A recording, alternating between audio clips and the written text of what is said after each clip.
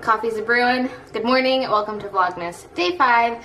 Today is our work annual holiday Christmas celebration party. It is a party that we throw for all of the kiddos that are enrolled in services at my work. We have a party for them, and today is the day. We're wearing these shirts that we made. There's like a team competition t-shirt thing going on. I wasn't involved in making this. I'm just wearing it. I gotta tuck it in though. It's a little bit big. Here, let me show you. Ta-da!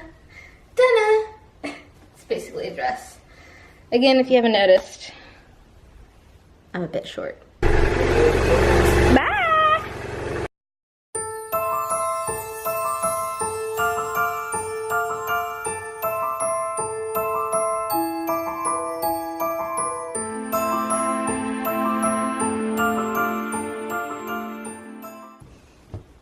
Well, that was certainly a long day. It was really fast for you, not so fast for me. But welcome to Vlogmas Day 5, I think. We're already losing track. Today I thought I would do a little story time, talk about a project that I did while I was in occupational therapy school, and talk about the only time that I ever pulled an all-nighter. I'm not an all-nighter person. I like to wake up early and finish what I need to do. I'm not saying I'm not a procrastinator. I'm definitely a procrastinator. I definitely was never really a person to stay up all night to finish something, except for the assessment portfolio project of, and there's no date on here. Oh, 2014. So I'm gonna look at this right now because I have not looked at it since 2014. I probably never wanted to look at it again. Table of contents. Let's read the premise. It's right here. And look at this. Not trying to like brag or anything. What does that say? 100%. Oh yeah. Okay, so this was an assignment. I'm really sorry, I don't remember what class it was for. Probably our assessments class. I think we had an assessments class. This is probably the final project. It says, create an OT assessment portfolio to develop clinical reasoning skills needed to establish client-centered OT evaluation plans. Develop entry-level knowledge and skills needed to contribute to the development of best practice. And it looks like I was given 2 different scenarios. One was for a CVA, or cerebrovascular incident, and the other was for an upper extremity amputation.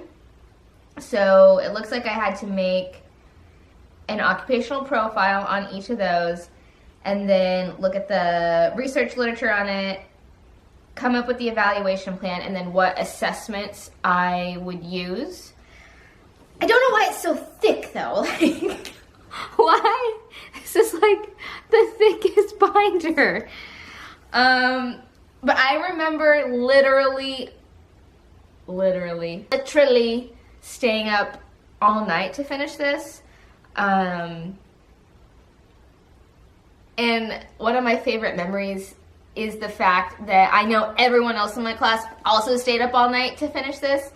And we were sitting in I think it was our splinting class. Yeah, I think it was splinting.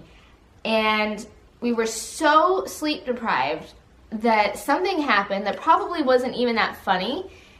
And we just all started laughing to the point where like, it was hysteria, like mass hysteria of everyone in the room because we were so sleep deprived, we just couldn't stop laughing. That was one of my favorite memories. Anyways, I just thought I would share this portfolio with you, go through the project that I did while I was in school. So I think I got a little bit carried away with like the aesthetics, and sometimes I tend to do that. So like everything, I'll show you, everything had its own little pocket, and everything had to be perfectly labeled. So obviously that takes a lot of time just to like organize the whole thing, which is probably why it's so thick. It looks like the scoring criteria are all of the different types of methods that kind of go into guiding your clinical reasoning. So the first part is narrative, so basically the occupational profile. The second layer is scientific, which is basically looking at their actual medical condition, their medical history. The third criteria that I was graded on was procedural information, so doing the actual assessment and knowing the assessment and when and why you would use it and how to score it. Then it looks at conditional information, so putting everything that you just did specific to the client. Let's see what else it says. Justifying the need for the use of this assessment. Then it says ethical / evidence-based. So is there enough research and evidence to support the use of the specific assessments that I stated for this client? And then I was judged on the organization of the portfolio, which is probably why I went a little bit crazy. This is hilarious. On how you plan to use the assessment portfolio in the future. Yes, I have used this never. Sorry, Miss, who is the professor that did this? Oh, sorry, Miss Campbell. Sorry. It says Mary Shelley is a 61-year-old wife and mother of 2 who had an ischemic CVA. Blah, blah, blah. It's so, I would always like be really creative and make, so one, okay. One of my favorite things was to like, even though it probably doesn't seem like me, I'd like to come up with these really in-depth characters. So this is Mary Shelley, which is kind of funny because she's the author, or she is an author, was an author. So these are the assessments that I chose that I could use to evaluate this 61-year-old woman who had an imaginary stroke. The assessment of motor and process skills, the Fuglemeyer assessment of motor function, the Barthel index, stroke impact scale, the FIM, functional independence measure, the Boston Diagnostic Aphasia exam. So yeah, even though I haven't used this lovely binder of information that I so painstakingly created 4 years ago. Wow, 4 years ago.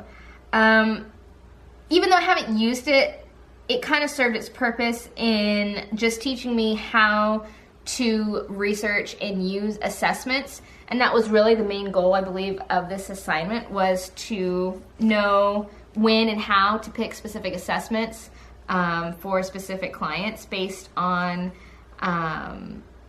their medical history and the setting that they're in. And I would say you're really just, you can say you're going to do all these awesome assessments and be really evidence-based, but if the place that you work doesn't have any of these assessments, then that's really the limiting factor.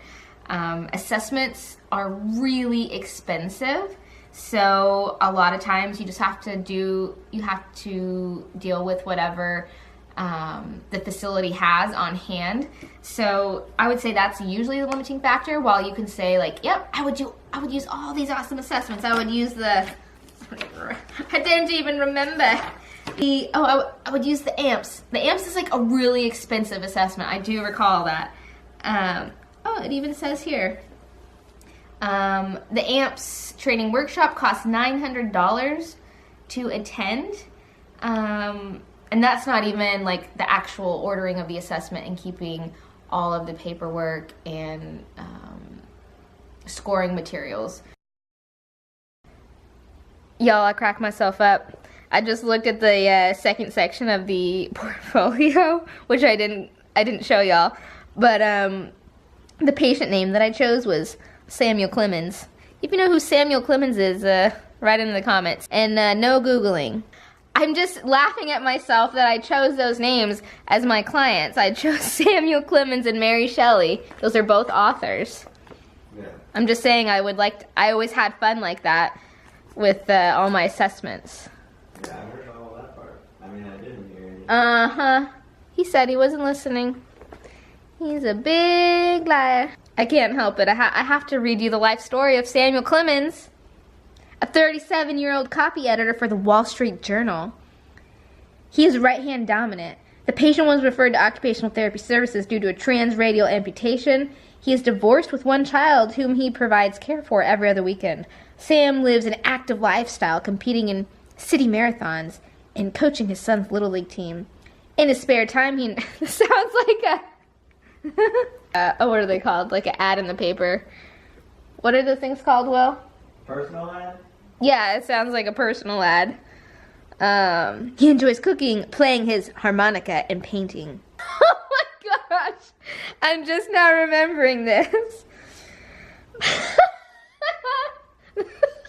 Okay, I'm so sorry. It said... I'm so ridiculous.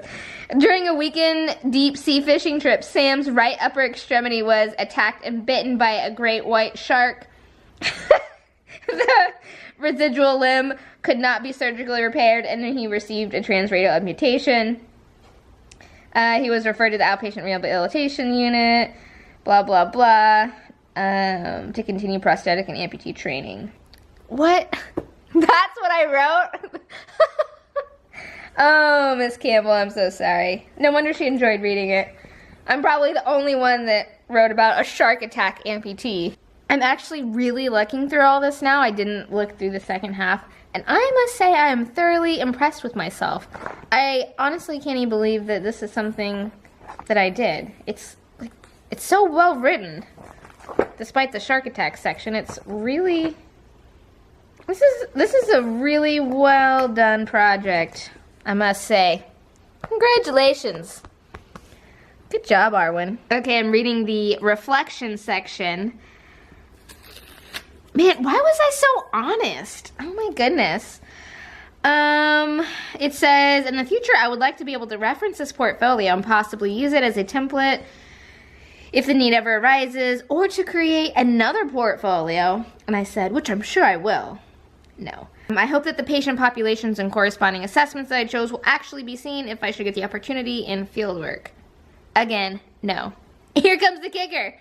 I say, overall, I learned, as I usually do, that I should not wait to start on major projects such as this one.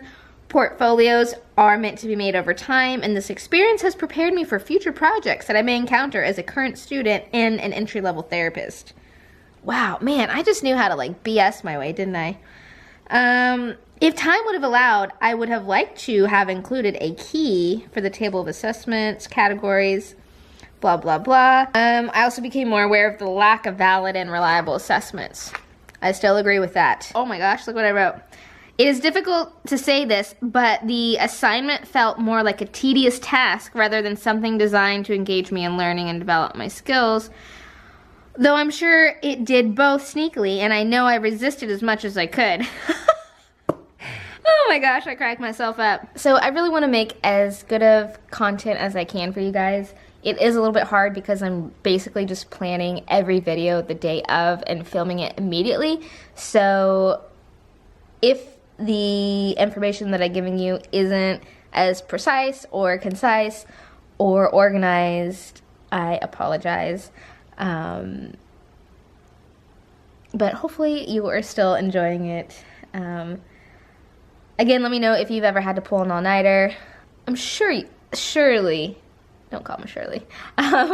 Most people have, even if it wasn't for school, most people have usually had to stay up all night for some reason or the other.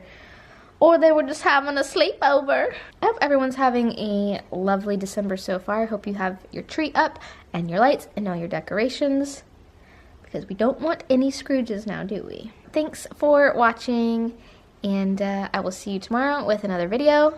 Bye!